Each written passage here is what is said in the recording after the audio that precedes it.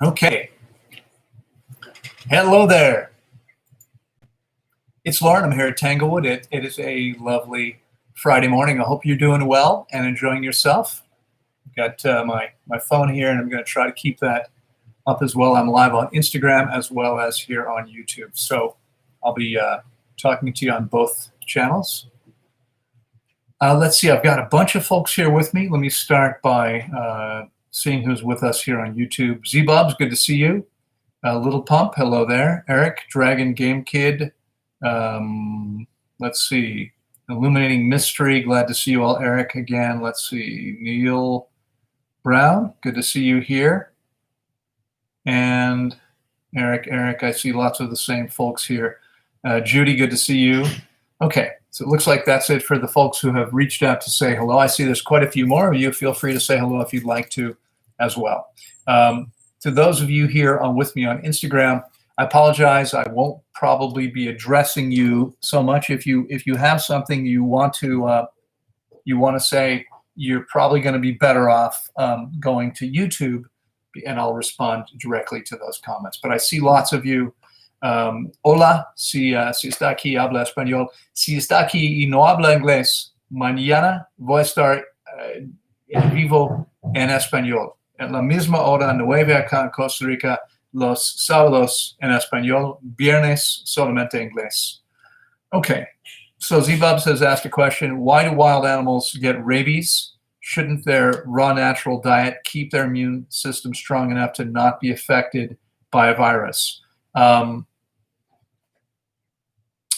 Well, that's a very good question. I don't really know that much about what happens with rabies and et cetera. But yes, theoretically, a truly healthy animal would probably not develop a problem with rabies. And it may well be that animals that become rabid are animals that had other health challenges. But I really don't know. I can't answer that question very intelligently. I apologize. I have a super chat, which has just come in. It is $5, Illuminating Mystery, who doesn't ask a question here. Illuminating Mystery. So I'm not sure if there's something I did mention. I noticed that you had made some statements earlier, but I didn't see a question there. Anyway, let me know. Let's see. Here's a comment. Loren, by far, you're the best wellness teacher I have come across. I'm open to the logic you share about how people who eat optimally, even decades who haven't fasted, aren't completely healed, cleansed. Well, that's a challenging thing for many people to believe, especially some of those people. Although, I mean, what happens, I see a lot of them. They come to me and they say, I've been 20, like they're frustrated. I've been 20 years eating optimally, doing everything I think I need to do, and yet I'm still not as healthy as possible. What's going on? And often the answer is that they simply need to give their body this amazing opportunity to cleanse and heal, which is fasting. Until they do that, it's true, they are never going to achieve the highest level of health and vitality possible. And for anyone who's still struggling with this idea, think about it this way. Imagine you had an amazing machine, a car, for instance, like a really, beautiful, high-end, well-functioning car. And you were putting kerosene in the gas tank. Now, why would you do that? I don't know. Let's say you thought it was, maybe it's all you had available to you. Okay. So you've got kerosene, that's all you have, and you're putting kerosene in the fuel tank. Will the vehicle run? Initially, a gasoline engine or diesel engine will run on all kinds of things, petroleum-based fuels, for instance, but it won't run very well. Kerosene is very dirty, and so the engine will get gummed up and it's not going to run very well. And the result is you're going to have something that ceases to serve you in the way that you probably would like it to. That's what happens over time. If you drain the fuel tank of whatever kerosene is left and fill it with the highest quality fuel, are you then going to see an amazing level of health and vitality? Well, no, you're not. And the reason why is because until you clean out the garbage, your vehicle's not going to run optimally. It's no different, okay? Even eating 20 years, a perfect diet, Okay, if you started that perfect diet at the age of 20 or 30 or 40 or 50, and you've got decades of garbage in the body that you need to eliminate, you're probably never going to eliminate it. And so we literally see people here who come in having been 10, 15, 20. I think the most I've seen so far was 22 years. Someone claimed to eat, close to perfectly, and still had tons of old garbage in the intestines, still had tons of toxins in the body that needed to be cleaned out. All right. So, it's like, well, doesn't the body cleanse and heal when you change the diet? To the extent it's able to. But your body may never be able to cleanse and heal completely simply by optimizing your diet. And we see that literally all the time. Okay. I want to come back to this idea. We have a super chat that just came in. It's £9.99. And that would be MK29, who says, I'd like to buy a countertop water filter. Would you recommend something? I don't want to drink distilled water anymore. I was adding minerals to it, but I decided to stop drinking it. Well, so thank you for the question. Unfortunately, I can't make specific recommendations about water filters, not because there's some ethical issue doing it, but because I don't know so much about today's current water filters. It's not just something I haven't looked into. I've lived outside of the U.S. where we don't really have access to these things. We don't need them here. I've got, this is the perfect spring water, right? Crystal clear, amazing. There's no turbidity, there's no color. It's like clear coming out of the pipes here. This is what we drink here. This is what we run through our toilets here, everything else. And so I'm not really aware of what else is out there because I'm simply not using those things or not looking at them. If it were me, if you're taking municipal water and you need to find a system to purify that before you drink it, your best bet is going to be some sort of reverse osmosis system. And it depends how complicated you want it to be, because you can buy a simple reverse osmosis system, a countertop unit or an under-counter unit you can connect to your kitchen sink, which, to the plumbing. And what it does, reverse osmosis will remove most of the impurities from the water, but will leave in about 10% of the minerals. Now, some people think that the presence of these inorganic minerals is a problem. It's not. It's not a problem. Keep in mind that in nature, 25 million other animal species all drink nature's perfect spring and stream waters.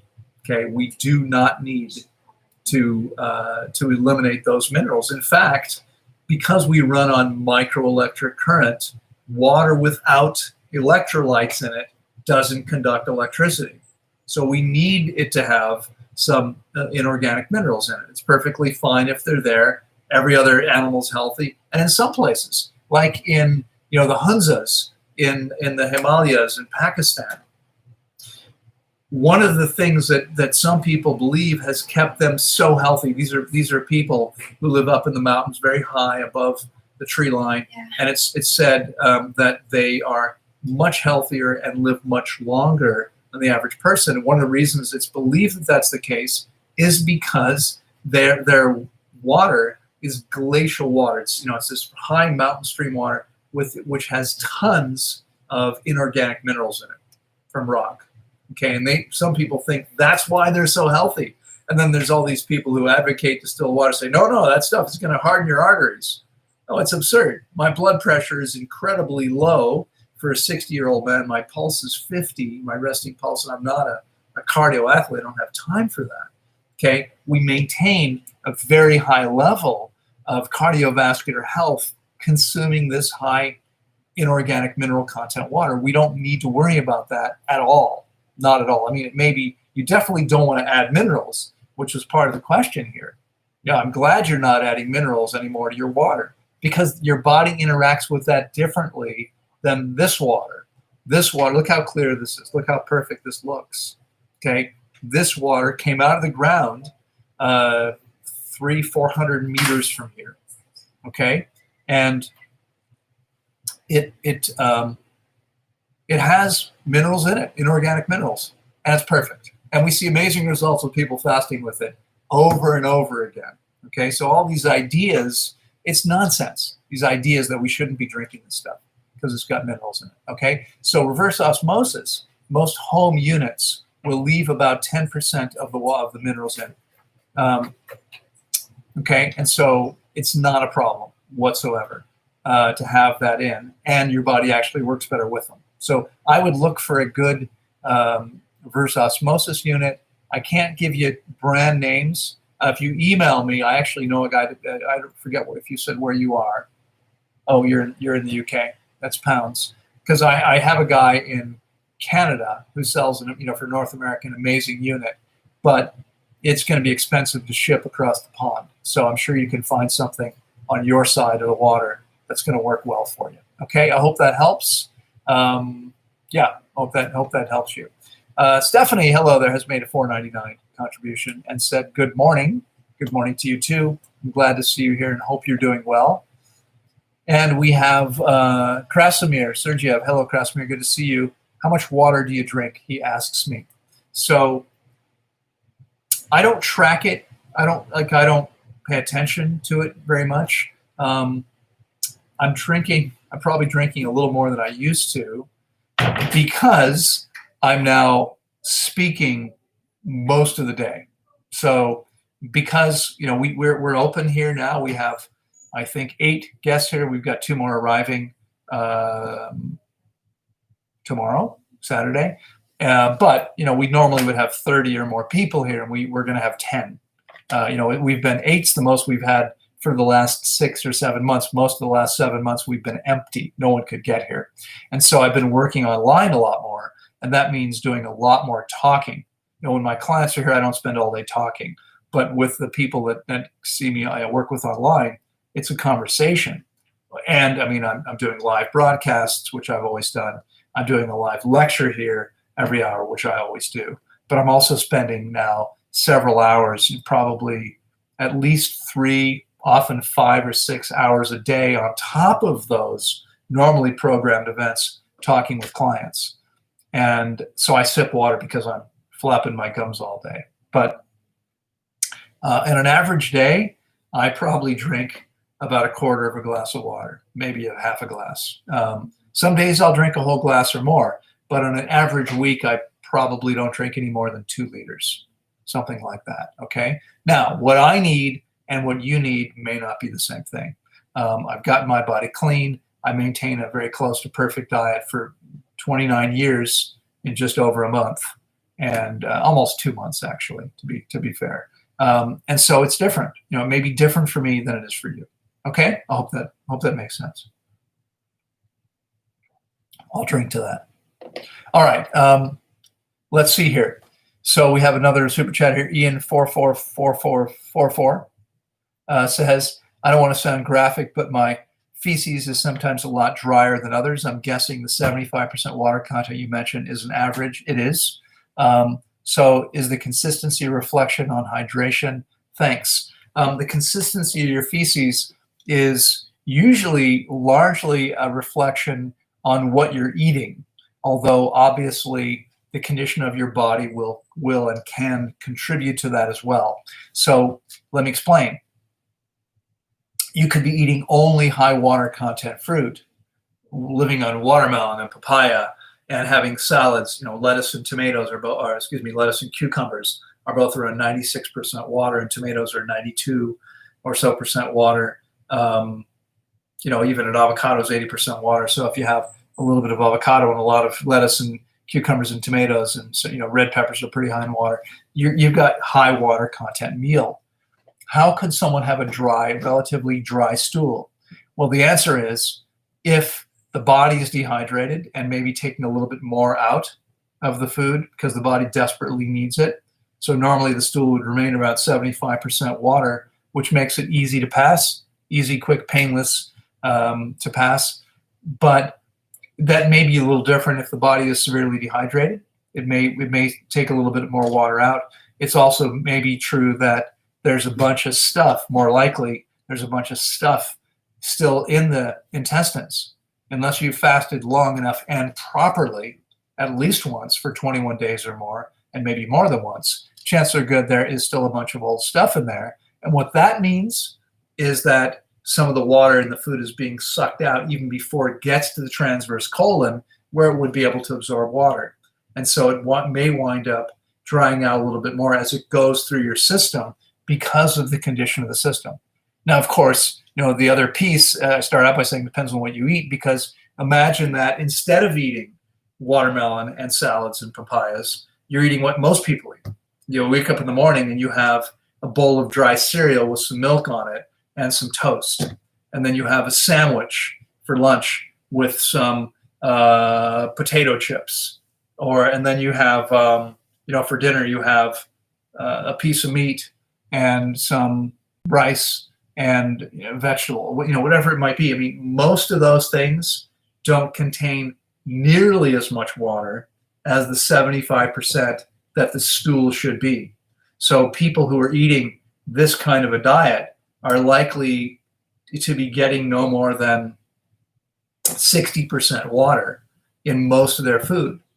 And some of it's much less than that. I mean, the average person in North America now gets over 60% of their calories from ultra-processed foods. Ultra-processed foods are foods that have virtually no water in them and usually have very little fiber, which means they're going to get stuck. Some significant amount of the stuff is going to get stuck in your system, where it's going to continually act like a giant sponge, absorbing water of the stuff that's coming in. And so you're going to wind up with dry stools. The solution to this is to fast long enough and properly. So, and I'm not sure, Ian, if this is one of the Ians that I know who's fasted with me and fasted before you working with me. It may just be that your body still has a bit more work to do. Okay, but ultimately, if stools are dry, there's something going on there that's not as it should be, and fasting is going to be the best and fastest way to resolve that issue. So my stools are typically, honestly, like it's not even a second to eliminate. Get on the toilet, squatting on the toilet, right? Squatting is critically important. I'm not sure how often we talk about this, but should be on your feet, right? Flat on your feet in this position. This is the natural position to eliminate from. It's different than sitting as I am now with my feet up. When I sit with my feet up, what happens? I still have a significant bend at the end of my colon. When I'm on my feet, straight exit path, it's a lot easier to eliminate that way. But still, if it's already dry before it comes to, it's going to be easier to eliminate if you're squatting, but that's not going to resolve the problem. But once the body's clean and balanced and you're eating properly, you maintain an optimal diet, stools should be, elimination should be quick, easy, painless, clean, and odor-free, and your stools will be 75% water or so, and that makes them easy to eliminate, no problem, okay? All right, hope that helps. Eliminating Mystery has made a $5 contribution. Thank you so much. I truly appreciate that. And I don't see a question here a second time. So thank you so much. If there is something else you'd like me to respond to, please let me know. Okay, so I'm going to scroll back up here to the top and left off where I was until we have another super chat. Now, I see there are many more of you here. If there's something you'd like to ask, feel free to notate it here. I may not get to the bottom of this. If you want to be sure that I respond, a super chat is one way to do that. And again, for all you folks with me on Instagram, hello, hope you're doing great. I'm glad to see you all. Let me see if I can do this. I can wave to a bunch of you. Yeah. Oh, all right. Oops. I'm sorry. It's a little hard to do these two things at the same time. I'm waving to whoever I can, but anyway, I'll wave this way. All right, let's go back up here. Okay, so Little Pump says, I used to vomit bile on day 5. I kept doing short fasts and eating cleaner. Now I don't vomit. I believe doing a longer fast will be easier for me. Yeah, it probably will be. If you've already cleaned out some of the garbage from shorter fasts, a longer fast may be easier. Now, the shorter fasts are more of a surface level cleansing. You don't really get to the deep stuff. And so the deep stuff still may be somewhat challenging for you, depending on what's present. We won't know until it actually happens. But yes, I mean, it typically, if your diet's been cleaner, if you've done some fasting, even if you've done a significant amount of intermittent fasting, it will help to some degree. But remember, I mean, I've worked with many people who've done intermittent fasting and eaten close to perfectly for 1 or 2 decades or more, and still found there was a lot of garbage in there. Still probably easier for them than it would have been otherwise. Okay? A reminder I'll make now, and again, I'm going to let the cat in. One of the cats. Hello, buddy. Come on in. That's Shy. Just came in. So what was I going to say? So I see there we have about 60 people here with me on YouTube. If you're enjoying this, please give it a thumbs up. If you're with me here on Instagram, please like this. Feel free to share it as well. You could do that on both platforms, and that would be great so that more people have access to this vital information, because most people really don't know what they need to do to take their health to an amazing new level. All right. I have an announcement I'll make. I'll make it now. I'll share it with you right now. We are on Sunday starting a course. Basically, I see there are many people here that I've met on lecture tours. And usually when I do a lecture tour, I'm doing an introductory lecture followed by a full day or sometimes full weekend program called Creating Perfect Health. And we've never done it online before. So on Sunday, I'm kicking off the first Creating Perfect Health program online, but it's in Spanish. And most of you here with me today probably speak English, or you wouldn't be here still. This program will be in Spanish. It'll be 5 Sundays. It was going to be 4 Sundays. We decided to offer a bonus day. It'll be 2 hours each day. So there's going to be a ton of content over 10 hours. And here's the thing. I started talking about this a couple weeks ago, and I had some English speakers say, what are you going to do this in English? So we don't have dates yet, but it's coming.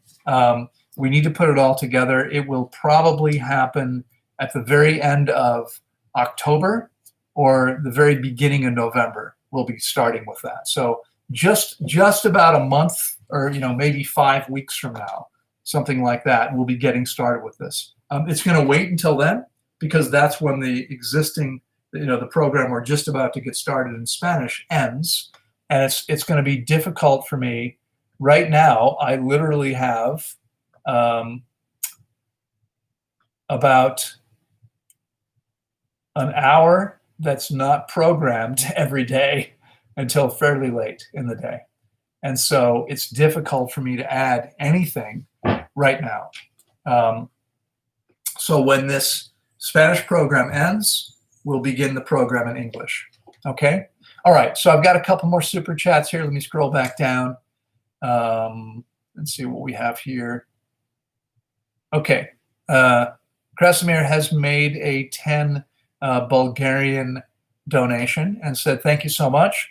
Is it optimal to eat 3 kilograms of tomatoes for a couple of weeks? 3 kilograms of tomatoes per day for a couple of weeks? Well, tomatoes for most people are perfectly healthy, optimal food. They're wonderful. There are some people who are very sensitive to the presence of solanine from nightshades. And if that's you, then you're going to need to, then the answer is no. So anyone here who's very sensitive to nightshades probably doesn't want to eat 3 kilograms of tomatoes for a couple weeks. But if this is the season where you're harvesting tomatoes, and tomatoes are one of the freshest, most nutrient-dense things you have available to you, eat tomatoes. Absolutely. I love tomatoes and could easily make meal of them, especially when I'm picking them from my own garden, or buying very high-quality organic tomatoes from someone who's growing them. What's better than freshly picked fruit, including tomatoes? And by the way, everyone here realized that tomatoes are fruits, yeah? Um, Except in the US, where a law in the 1930s declared them a vegetable, but technically they're fruits. Anything with a fruit, right? A fruit means fleshy covering of seed. So you have seeds. It's part of the reproductive system of the plant. The idea is to distribute those seeds into the ground. That's what a tomato's job is. Okay, so tomatoes are intended to be edible because the idea is that a consumer eats the tomato, and with tomatoes you get tiny little seeds. So you eat the tomato, you swallow the seeds, you go then, the animal goes and poops somewhere on the ground, and some of that may wind up in a place where tomato plants are viable. And so the seeds wind up exiting the animal's body in perfect fertilizer, where they can be kept humid and protected from sun, and have the nutrients necessary to survive until they get roots into the ground and can find what they need. And this is the idea. This is what seeds are all about. So nothing wrong with eating 3 kilograms of tomatoes every day for a couple weeks if this is one of the highest quality foods you have available to you. Absolutely enjoy them. Okay. All right. SSS. Okay. I don't know who you are. Thank you so much. I also don't remember. Yeah. So SSS has made a 250 contribution. That's HRK. And I don't know what HRK is. But, oh, Croatia. Thank you. Okay. Right. Because Croatia was, yeah, it starts with an H. Vala, something like that. Thank you so much. I appreciate the contribution. Sandra from Croatia has said, "Dear Loren, I'd like to fast for getting rid of heart palpitations and Hashimoto, but when I fast even for 2 days, I have even more heart palpitations, and then I have to stop. Please, what do you suggest? Greetings from Croatia, Sandra." So Sandra, thank you so much for the contribution. I don't know, of course, I don't think I know you, and so I don't know what your situation is there economically. I mean, honestly, you can eliminate these issues, and Hashimoto's isn't necessarily the easiest thing to get rid of. This is a thyroid condition for people that don't know, and your body can heal the thyroid, but that typically takes 26 to 30 days. And even then, it doesn't always happen with a single fast. And so sometimes it takes more than one fast. Now, fasting for that long is incredibly powerful and can be amazingly beneficial as long as it's done properly. And what this means is you really need to fast with experienced guidance. And so I wouldn't recommend trying this on your own. Now, what I would recommend, if you're able to make it happen, is that you have me guide you through the process, which I can do online. I work with groups. We do a daily 1-hour call. You need a blood pressure monitor, thermometer, and a scale. I send you a spreadsheet every day. You complete the spreadsheet. And then when we speak, we review those numbers, what those things mean, what it's telling us, how you're feeling, everything that's going on for you. You get a chance to learn from the other people on the call. These days, there's a maximum of 5 people on the call. We're developing a new program. And when that program is available, is ready, and it's going to be at least another month, maybe 2, when that happens, we'll go to up to 6 people on a call, because there's additional benefits to the program that will mean we'll still be okay with 6 people in an hour. Now, I wouldn't want to do that because I'd want to have and make sure there's enough time for each person. So we limit it to 5 people now. We will be going to 6, but it's an amazing thing, and people get a tremendous benefit from it and create new friends, and have a little support group to go through the process together. And so I'd encourage you to look into that. In terms of what else to do now, honestly, the thing is, you need to fast much longer to heal these issues, and you need to really know what you're doing.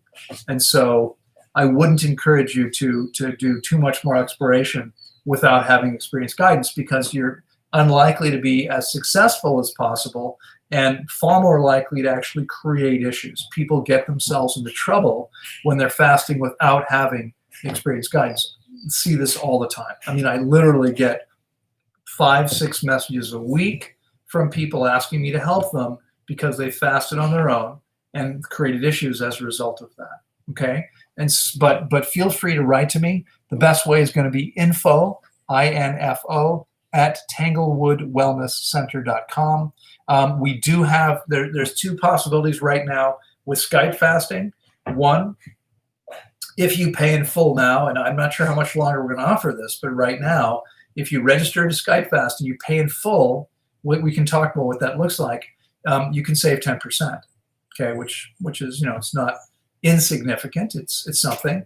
Alternatively, you can pay 50% up front and make monthly payments on the balance, payments of $100 or more, which means, in a 4-week process, it would be like $1,000 up front and $100 a month for 10 months. And I know that may sound like a lot, but it's amazing what happens to your health when you do this properly. And so most people find it's really, really, really worth it and valuable, and people look for a way to raise the money if they don't easily have that means now. Okay? So I hope that's helpful to you. All right, Those Love Songs has made a $50 contribution. Thank you so much, Those Love Songs. I really, really appreciate it. I know I said the same thing last week, but it's true. I truly appreciate, I appreciate all of you. I really do. And I'm well aware that there are people here that may not be in a position economically to be able to make a contribution, or at least believe that that's the case. I'm very happy to offer this information for free. There's no charge for it. I'm also very grateful when there are people who say, you know what, this is valuable to me, and so I want to give something back. Obviously, no one has to. Those of you that choose to, I very much appreciate that. Okay, thank you so much, each of you. And there are some of you who are consistently here every single week. I'm really, really grateful for you being here and for your continued ongoing support. So, all right, let's see. Okay. All right. I'm going to scroll back up in the absence of an additional super chat right now. I'm going to scroll back up and see what else was up there. I didn't get very far yet in terms, I will always answer the questions unless there are super chats, which keep me occupied, which is sometimes the case. Okay. Let's see. Where were we? Okay, here. Dragon Game Kid. Should we vaccinate our cats? I wouldn't.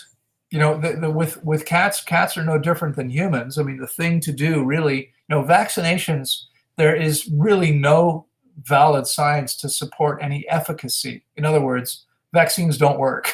Vaccines are toxic substances which have never worked. The history is actually really clear. If you look at the big epidemics, pandemics that occurred, 100, 200 years ago, whenever they first introduced vaccines, if you look at a graph of what happened, you can see that the disease was decreasing at this rate, right? And then they introduced the vaccine somewhere along that curve when it was already decreasing at that rate. And what happened?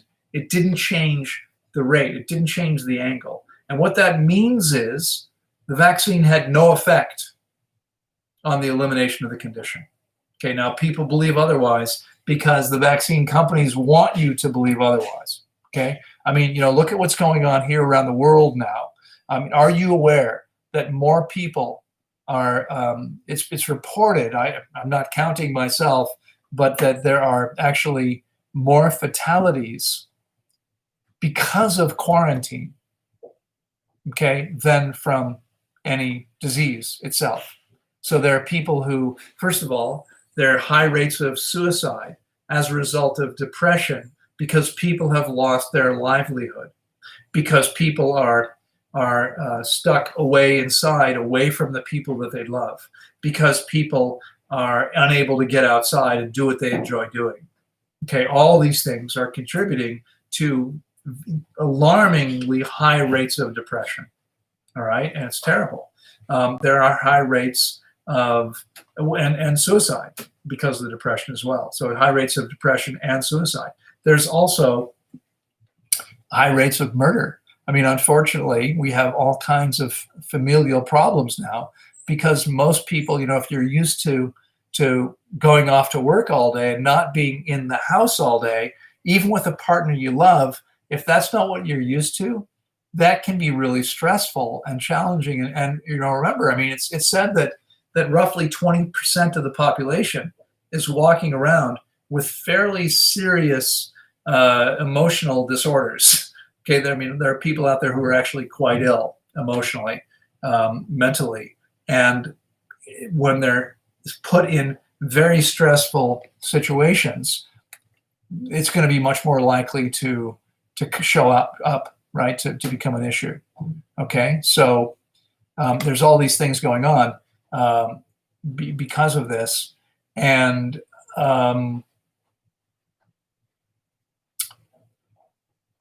now people are clamoring for vaccinations, for this vaccine. We don't need a vaccine. What we need is to actually go outside and get some fresh air and get some exercise and stop eating the crap that people are eating because they're depressed, and stop watching TV all day because they're depressed, and go back to having active, productive lives. That's what needs to happen. Personally, I wouldn't ever take a vaccine unless I'm forced to, and I wouldn't vaccinate animals because vaccines are toxic poisons which don't make people or animals any healthier. Okay. Cynthia Bautista has made a $49.99 contribution. Thank you so much, Cynthia. Again, you're another one who is consistently here and consistently giving back, and I truly appreciate that. Cynthia says, hello, Loren, great to see you. I wanted some guidance on my hair. Started to fall after 6 weeks of completing a 21-day water fast that I'm sure was not done properly. It's now 4 months and it continues to fall, but less. Okay, so I'm sorry that you had the issue. I hope next time you'll fast with guidance. It's the results are so much better that even if it's a struggle economically, it's well worth it. But the good news is that the hair loss, which occurs for a relatively small percentage of people, it's not something that's super common. It does happen, but it doesn't happen to most people who fast. So I just want everyone to be aware. It's not like it happens all the time. It doesn't. I mean, it may be 15% or so, maybe less. Fewer of the people I work with, at least, who tell me it's not very common. Now, I recently had a client, actually not Croatia. We had Sandra from Croatia just a minute ago. I have a client who recently completed a process with me in Serbia next door, and she wound up losing some hair afterwards. And there are various reasons why this happens. One of the ways that we can prevent it is by doing the very best that we can to optimize our diet prior to fasting. So when we go into the fast, we're already eating as close to optimally as possible. We're sipping enough water. We want the body to be as close to in balance as we can get it just by making the best choices possible. Obviously, we're not going to see real perfect balance until we have a chance to fast. But in the meantime, how much benefit, what can we do as a result of simply making better lifestyle choices? And that will minimize the issue.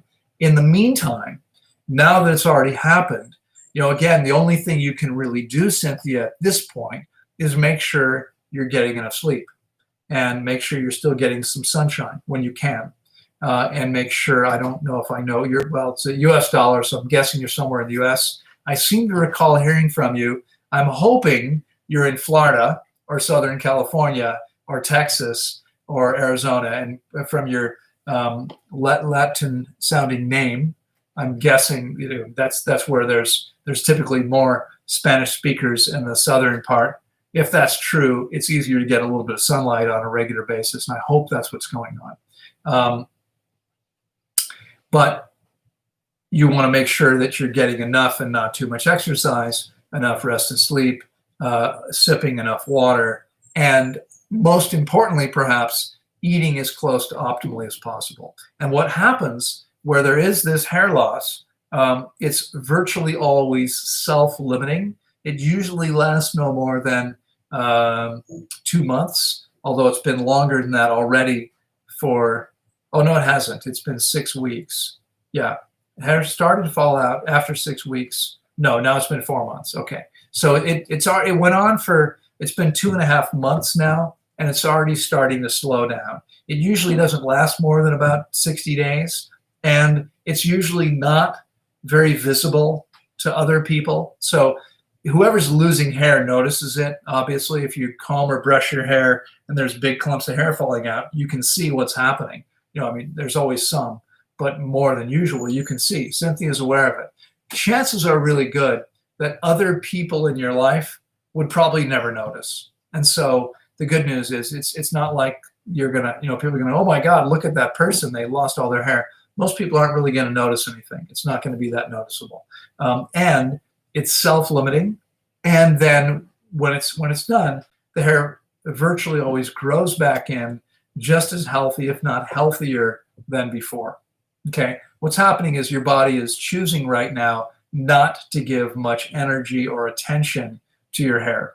And I think we can agree that your hair is probably less important than many other things that your body could be focused on. And so your intelligent body knows, you know what, right now, this isn't that important. Let's not worry about the hair.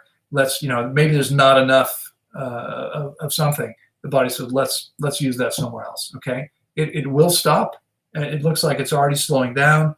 It's likely to stop very soon. And shortly after it does, your hair will come back in, okay? So no worries, Cynthia. Thanks again for the contribution. I'm sorry you had to experience that. I would be very glad to guide you through your next process. It's been, let's see, 4 months now. And so you probably want to wait at least another 4 months or so before fasting again. But when you're ready, if you want to do it correctly, I'd be glad to guide you through the process and can guarantee you amazing results if you do. Okay? Thanks so much. I appreciate it. Ian has made a 5-pound contribution and says, I believe you screen movies at Tanglewood. Can you please share some of the inspirational titles or any videos you recommend, please? Thanks for Fridays. You are very welcome, Ian. We do indeed screen a film here every Wednesday night. We roll a big screen out, not a giant one, but you know, we have like what I think it's a 65-inch screen or something like that. It's pretty nice. We have a little sound system there, and the people aren't, you know, it's not like a movie theater. They're sitting in our big living room, so everyone gets a nice view. It's good. It's a nice experience, and we do have many inspirational movies that we film. I'll do my best right now to, without preparing for this, to see if I can remember some of the titles. Most of the movies we film are inspirational titles, not all of them, but most of them. They're the ones I prefer personally. So first, I'll start with a movie called 42, which was about the first black baseball player, Major League Baseball player in the U.S. Started playing at a time where the country was still very racist, and it was very challenging. And you know, an amazing film, very well done. The star actor, who I can't think of his name right now, but he just died. The same guy that was in Black Panther just died 2 weeks ago of, I think, of colon cancer, if I remember correctly. And he was only around 42 himself, somewhere in that range, his age. But a fantastic movie. There's another movie, same vein. And let's see if I can remember what it's called.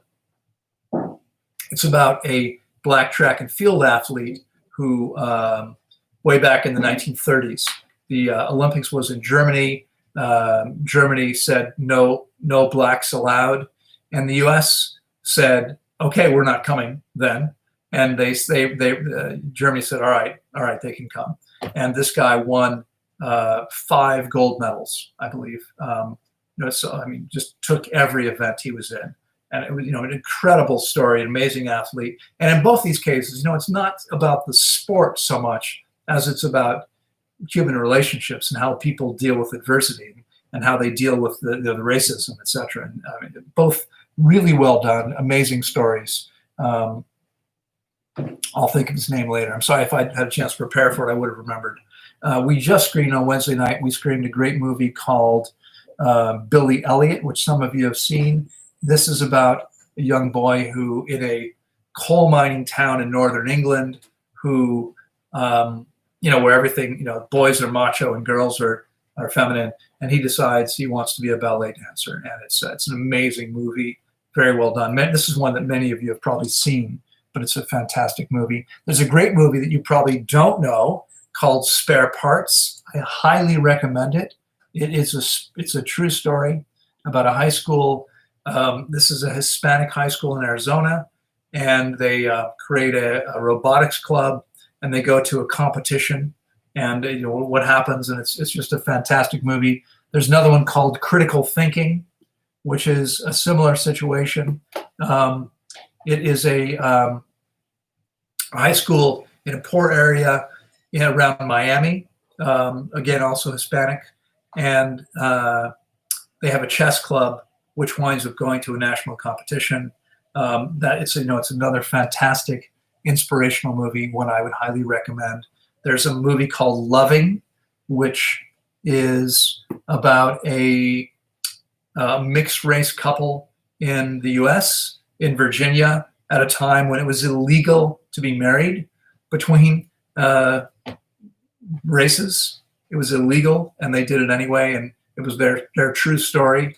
And they actually went to the Supreme Court. What happened there? There was, let's see, I just remembered. I think of these things while I'm talking about one, I think of the other one. Let me see if I can remember what it was now. There's a great movie called Hugo, which I love. It's another inspirational movie, not in the same way, but it's also a great movie. There's a movie called Hidden Figures, about three African-American women, also a true story, who worked at NASA in the early days of the space program, when, again, African-Americans there were basically maids and so forth. And these were educated women who came in and played a significant role in the space program. It's really well done and very respectful, and it's an amazing film. There's another one. Let me see if I think it's called The Great Debaters, and it's a similar story. It's a black college in the South, and they wind up. They have this amazing debate team, and they wind up getting to debate Harvard. And again, it's a true story. Based on a true story. With most of these movies, there's some fiction involved as well. They always want to make it more interesting. There's usually a love story involved, etc. But these are all great movies, and examples of a few. One of my favorite movies is a movie called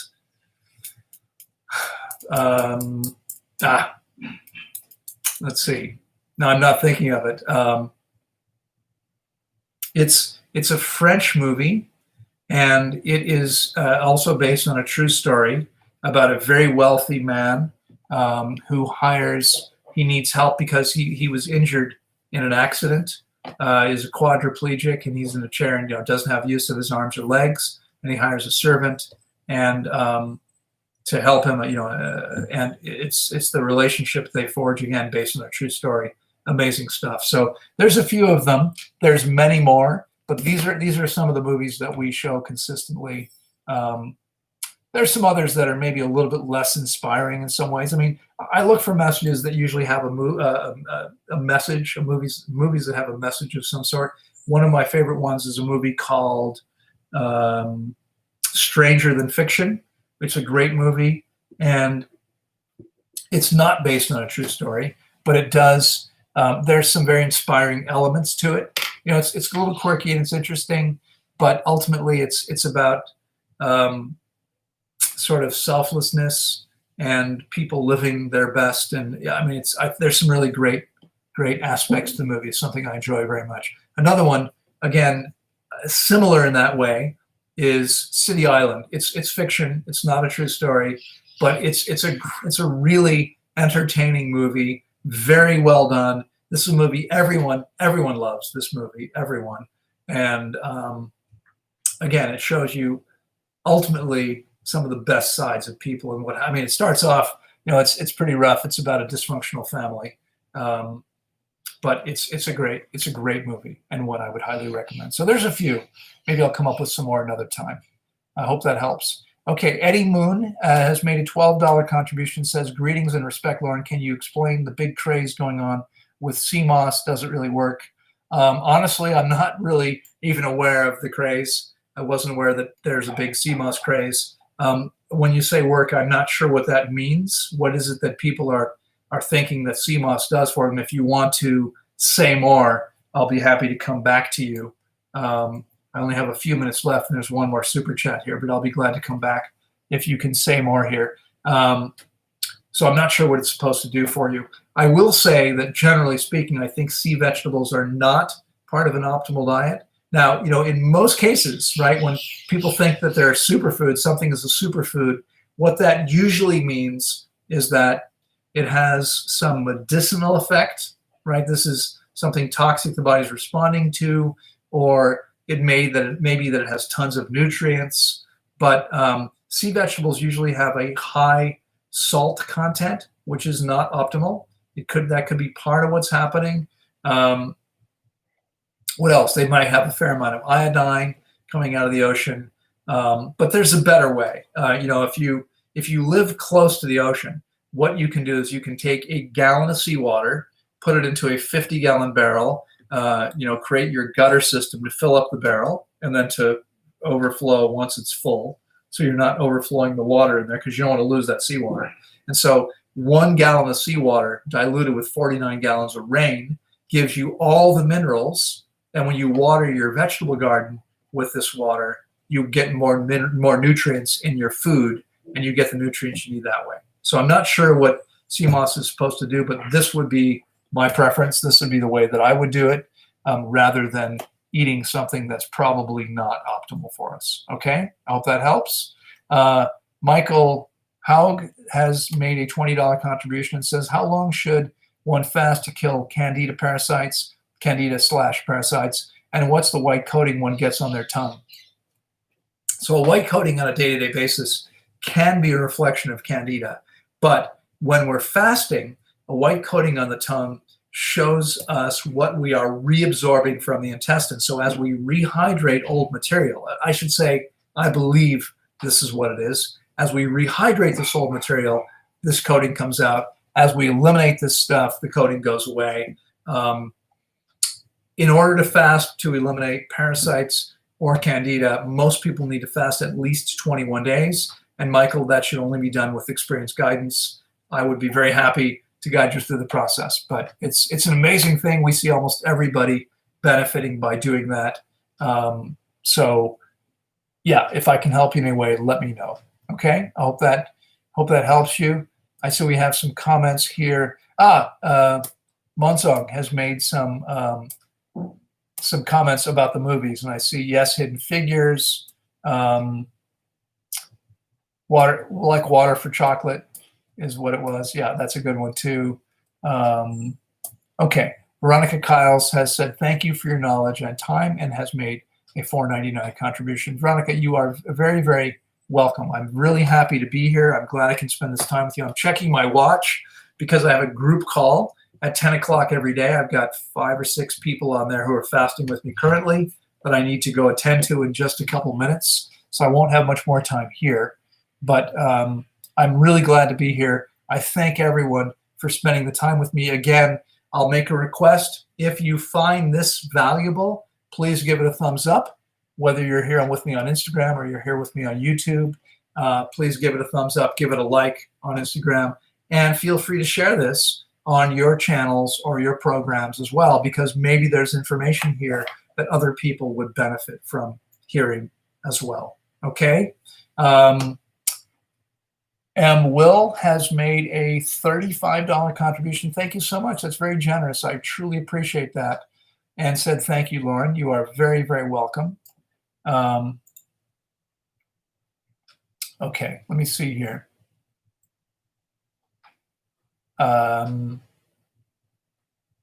Okay, I see Authentic has made some comments here about circumcision, euphemism for genital mutilation. I agree with you. Please don't push this, though. I see multiple comments here. I agree with you completely. It's not something any to foreskin. I can certainly have it removed. Okay, but I don't think we should be taking it away from anyone. All right. Simon Nowitz says, thank you, Loren. Is it better to have mixed fruit meals, a little of everything, than a mono cooked vegan meal? Okay. Well, I mean, let me answer it. So I guess, I can see where, let's say you haven't been able to get to the market. You have an apple and an orange and a banana and a peach and a plum, and your options are, I can eat that, or I can order in some rice and beans. Yeah, I would eat the fruit. Okay. For me, I mean, no cooked food, right? Period. There's no such thing as healthy cooked food. The healthiest cooked food. And again, I'm sure there are people here that still eat cooked food, and I'm sure there are people who are going to see this and react to this. But when the body is truly clean, and this happens with my clients who decide at some point to try eating cooked food, when your body is actually clean and efficient enough, it will react negatively to even what most people would consider incredibly healthy cooked food. So there truly is, so there's nothing cooked that's healthy, because cooking food creates toxic compounds. Your body's going to respond to every cooked food as if it's been poisoned, because it has. It has been poisoned. When you eat cooked food, there's an immune response, because the body knows this isn't optimal, and it's reacting from that place. And so if that were my choice, I would eat the combination of different fruits. Now, if it's, let's say I had, things that really don't combine well together, my choice would either be to keep it to things that combine well together and eat less than I normally would, or I would eat nothing, right? I mean, if I'm in a place and it's not like I'm there permanently, but right now, in this moment, my only choice is cooked food, I'm not eating anything. I'm just not going to eat, okay? You don't have to eat. The body is always going to be better off skipping meals from time to time. There's nothing wrong with that, right? This is the idea of intermittent fasting. This is the idea of short fasts. Everyone benefits from skipping some meals, especially the average person who eats too much and eats stuff they shouldn't be eating in the first place. So if it were me and my only choice were nothing and cooked food, I would choose nothing personally. So I'm certainly not going to choose cooked food over a combination of fruits. If it's a bad combination of fruits, I'm not going to eat a tomato and a banana together. All right, I'm not going to do that. But what I might do is I might eat one banana, okay, which has more calories than one tomato. If I'm really worried about getting something, I'm going to eat the highest water content thing, or I'm going to eat whatever things combine together relatively well, and then I'm not going to worry, because I know I'll be perfectly fine even if I eat nothing for quite a while, right? Once the body's clean, I mean, for me, I can easily go a week without eating and still feel fine. So I'm certainly not going to rush to eat a cooked vegan meal because I don't have the right stuff. All right. I hope this is helpful. It's been great to spend this time with you all. I'm now a couple minutes late for my next call, so I've got to go. I hope everyone has a fantastic week. Again, feel free to give it a thumbs up or a like. Feel free to share. Remember, we are still, for a limited time, offering a 10% discount on Skype fasting, a 20% discount on coming here. Remember, there will be a Creating Perfect Health course coming up. It's going to be delivered in the same way as the one I'm about to start in Spanish. That is, it's going to be delivered over the course of multiple Sundays. Probably it'll probably be a weekday on Sundays, and it'll be probably 2 hours each time. And each one's going to be recorded. So if you can't be there on a particular day or even the whole time, you don't have to miss anything. You can always go back and watch. You can watch it multiple times if you want to. That's going to be coming soon. We're going to be releasing details about that sometime in the not so distant future. And I'm going to go. I hope you have a fantastic week. I'll see you next time. Bye-bye.